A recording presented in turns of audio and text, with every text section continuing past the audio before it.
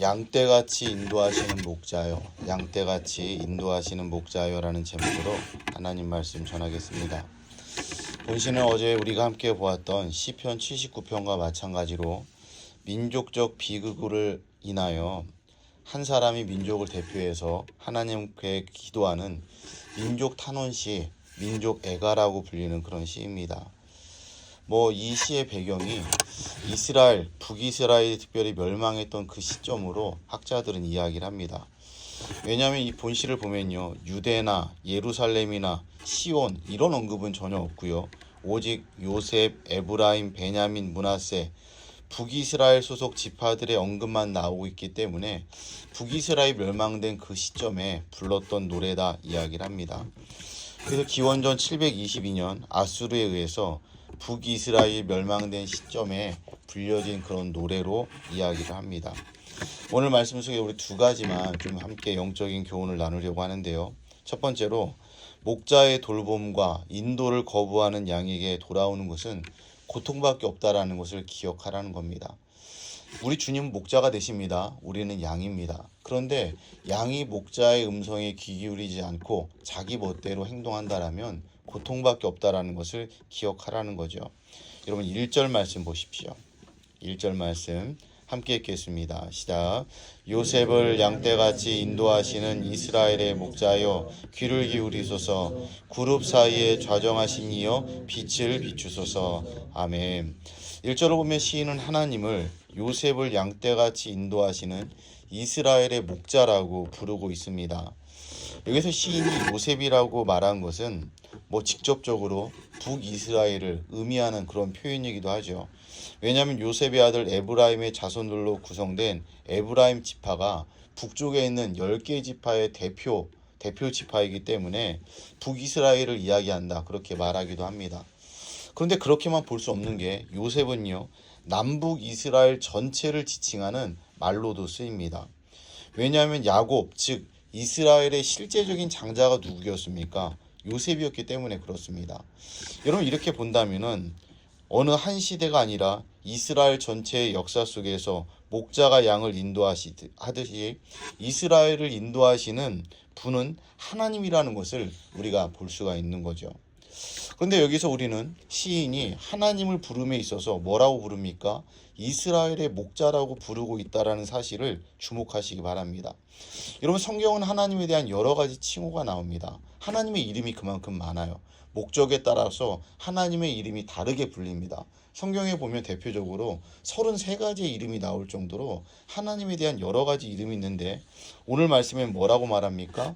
이스라엘의 목자가 하나님의 이름이라고 이야기합니다. 그 합당한 이유가 있죠. 이런 목자가 누구입니까? 목자는 잘 아시는 것처럼 양을 치는 사람이 목자입니다. 목자는 양을 돌보고 바른 길로 인도하는 사람이 목자입니다. 그런 걸 하나님을 이스라엘의 목자라고 부른 것은 이스라엘을 돌보시고 바른 길로 인도해 달라라는 의미가 이 가운데 있는 거죠.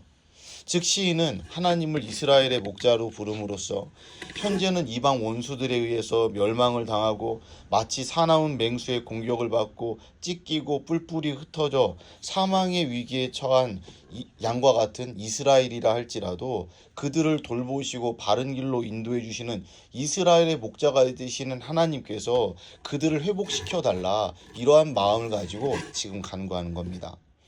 그리고 여기에는 이스라엘이 이방 나라의 침공으로 멸망한 데에는 그들의 목자가 되시는 하나님의 인도를 거절하고 자기 길로 갔던 이스라엘의 그런 악한 모습들, 죄악된 모습들이 원인이기도 하다라는 것을 이야기하는 겁니다. 여러분 우리가 잘 알듯이 양은요 스스로 보호할 능력이 전혀 없다라고 이야기를 하잖아요. 매우 나약한 존재입니다. 전적으로 목자만 의지해야 됩니다. 뿐만 아니라 양은요 스스로 먹이를 찾거나 방향을 분별할 수 있는 능력도 크게 떨어진다라고 합니다. 따라서 양은 목자의 돌봄과 인도를 받지 아니하면 치명적인 위기를 당할 수밖에 없는 것이고 죽음에 이를 수밖에 없습니다. 양은요 어떻게든지 살기 위해서는 목자의 도움이 절실하게 필요한 거죠. 마찬가지로 하나님이 이스라엘의 목자가 되신다라는 것은 이스라엘은 양과 같은 존재이기 때문에 하나님의 돌봄과 인도를 받을 때에만 정상적이고 안전한 생활을 할 수 있다라는 겁니다. 그러기에 하나님은 이스라엘의 목자가 되셔서 그들을 돌보아 주시고 인도해 주시는데, 이스라엘 백성들이, 양과 같은 이스라엘 백성들이 목자이신 하나님의 음성을 듣지 않고 자기 멋대로 자기 소견에 오른 대로 살았기 때문에 결국 이렇게 멸망당하고 말았음을 이야기하는 거죠. 성도 여러분, 성경은 하나님과 저와 여러분, 우리 성도들의 관계도 목자와 양의 관계로 이야기를 합니다. 이것은 하나님이 우리를 돌보아주고 계신다라는 겁니다. 목자가 되시는 주님께서 우리를 보호해 주신다라는 겁니다. 양과 같은 우리가 이 땅 가운데 그래도 살아갈 수 있는 이런 방법은 다른 게 아니라는 거죠. 우리 소견에 오른 대로 살아가는 것이 아니라 목자이신 주님의 음성을 잘 듣고 목자이신 주님의 뒤를 따라서 그렇게 믿음으로 살아갈 때 양과 같은 성도는 그래도 이 땅에 살아갈 수 있는 것이고 결국 승리할 수 있다라는 거죠. 여러분, 우리는 양입니다. 오늘도 목자가 되시는 주님의 음성을 잘 듣고 주님의 뒤를 따라서 믿음의 길을 걸으시고 그 가운데 형통케 하시고 우리의 삶을 축복해 주시는 하나님의 은혜 경험할 수 있는 저와 여러분 되시기를 주의 이름으로 축복합니다. 아멘. 이런 두 번째입니다. 그럼에도 불구하고 우리가 항상 기억해야 되는 것은 하나님은 우리를 향한 관심을 한 번도 거두신 적이 없다라는 겁니다. 무슨 말이냐면 하나님께서는 우리가 그렇게 그릇된 길로 각기 제 길로 그렇게 걸어간다 할지라도 하나님은 늘 우리를 붙들어 주시고 우리를 지켜보시고 보호해 주고 계신다라는 거죠. 여러분, 다시 1절 말씀을 보시면은 시인은 하나님을 또 뭐라고 부르고 있냐면 그룹 사이에 좌정하신 이여라고 말하고 있습니다. 여러분, 여기서 말하고 있는 그룹은요, 하나님을 가장 가까이에서 모시고 수종하는 영적 존재들을 의미하는 겁니다. 쉽게 말해서 천사라고 말하기도 하는데, 여러분 정확한 명칭은 아니고요. 아무튼 하나님 가장 가까이에서 여러분 하나님 편에 있는, 하나님을 수종하고 하나님을 돕는 그런 영적 존재들을 말합니다. 특별히 성경에서는 이 그룹을 하나님의 영광을 수호하고 그분을 수종하고 하나님의 임재의 장소에 나타나는 존재로 말하고 있습니다. 그러니까 하나님의 임재의 장소에 우리가 하나님은 우리 눈으로 직접 볼 수 없지만 그 그룹들을 통해서 하나님께서 임재를 우리에게 보여주신다라는 거죠. 그런데 본문에서 그룹 사이에 좌정하신 자라고 하나님을 지칭한 거에 대해서 학자들은 뭐라고 말하냐면, 성전에 가면 지성소가 있습니다. 지성소는 하나님을 특별히 만나는 은혜의 장소입니다. 함부로 들어갈 수 없습니다. 그 지성소에 위치한 속죄소가 있습니다. 그 속죄소를 덮고 있는 두 그룹, 이게 속죄소를 보면은 우리 그림 이렇게 보신 분들 계실지 모르겠어요. 이게 두 천사가 날개를 쭉 펴가지고 서로 그걸 덮고 있는 이런 형상이 있습니다. 그것을 가리키는 것으로 해석을 합니다. 왜냐하면 이 속죄소의 두 그룹 사이는 하나님의 임재를 상징하는 가장 귀하고 대표적인 장소가 바로 그 장소이기 때문에 그런 거죠. 그리고 이것은 이스라엘 백성에게 하나님께서 그들과 늘 함께 하시고 가까이 계셔서 그들을 향한 하나님의 관심을 거두지 않으신다라는 것을 보여주는 그런 메시지라는 거죠. 여러분, 사실 속죄소의 그룹들 사이에는 하나님을 상징할 만한 그 어떤 형상도 사실은 없습니다. 그럼에도 불구하고 이러한 상징은 그들에게 하나님의 임재, 하나님의 임재를 확신하는 데 큰 도움을 주었던 거죠. 아무리 큰 위기나 민족적인 비극을 당한다 할지라도 그들은 최소한 이 사실만은 믿어 의심치 않았던 겁니다. 아무리 어렵고 힘든 상황이 있어도 하나님께서 그렇게 그 가운데 좌정하시고 임재해 주셨던 것처럼 우리의 삶 가운데 좌정하시고 우리의 삶 가운데 임재하시고 우리의 삶을 붙들어주고 계신다라는 그 믿음을 가지고 이스라엘 백성들이 살고 있었다라는 것을 말해주는 거죠.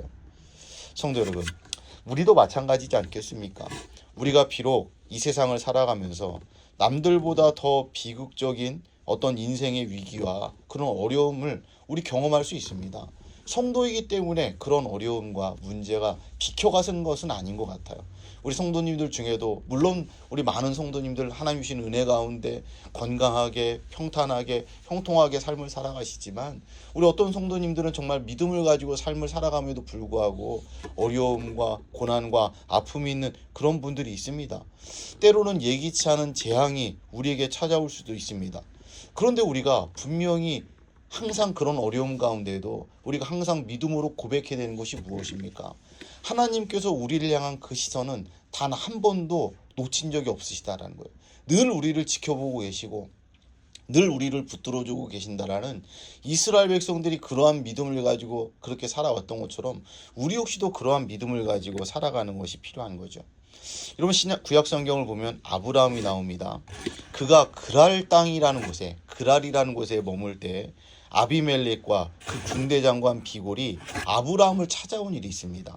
그러면서 그 군대 장관과 아비멜렉이 아브라함에게 뭐라고 말하냐면, 네가 무슨 일을 하든지 하나님이 너와 함께 계시도다. 네가 그렇게 대단한 인물이라는 것을 우리가 깨달았으니까 우리랑 같이 조약을 맺자. 우리 서로 싸우지 말자고 조약을 맺자. 이런 이야기를 합니다. 여러분, 그런데 아브라함이 그랄에 있을 때 예배 잘 드리고 하나님을 잘 따르고 섬겼느냐? 그게 아니었어요. 여러분, 그랄 땅에서 어떤 일이 있었냐면, 아브라함은요, 자신의 목숨을 부지하기 위해서 자기의 아내인 사라를 누구라고 속입니까? 자기의 누이라고 속여서 곤경을 당했던 그런 일이 있었던 곳이 그랄입니다. 그러니까 아브라함이 그랄이라는 땅에서 예배 열심히 드리고 하나님만 바라보고 섬기고, 그게 아니라 현실적인 두려움과 염려와 걱정 때문에 자기의 처를 누이라고 거짓말할 정도로, 여러분, 그는요 영적으로 어떻게 보면 여러분 그렇게 좋지 않은 상태에 있었던 거죠. 이처럼 그가 하나님 앞에서 비록 부족하고 연약한 모습을 보였음에도 불구하고 하나님께서는 그와 늘 함께 하셨던 겁니다. 그를 붙들어 주셨던 겁니다. 그러니까 아비멜렉과 군대 장관 비골, 이방인들이잖아요. 그 이방인들의 눈에 볼 때에도 이 아브라함이라는 사람이 하나님의 은혜가 머무는 사람이구나, 우리가 이 사람과 가까이 해야 되겠구나, 그러한 마음이 있어서 찾아왔던 것이고 아브라함과 조약을 맺었던 거죠.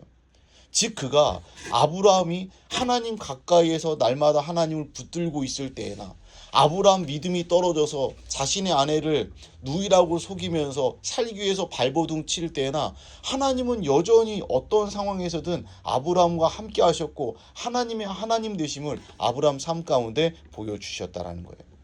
성도 여러분, 이 하루도 우리가 어떠한 상황에 처해 있을지라도 그룹 위에 좌정하신 하나님께서는 저와 여러분의 삶을 떠나지 않으십니다. 때로는 우리의 믿음이 약해지고 우리의 영안이 가려져서 우리와 함께 하시는 주님을 바라보지 못하도록 만드는 상황이 우리에게 초래된다 할지라도 하나님은 우리를 떠나지 않고 영원히 우리를 지켜주신다라는 그 사실을 믿고 성도들은 세상 가운데 담대히 나아가야 되는 거죠.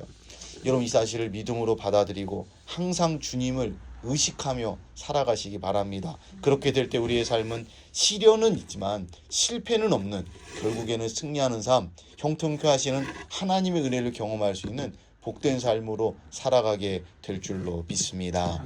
오늘 말씀 정리하겠습니다. 목자의 돌봄과 인도를 거부하는 양에게 돌아오는 것은 고통밖에 없습니다.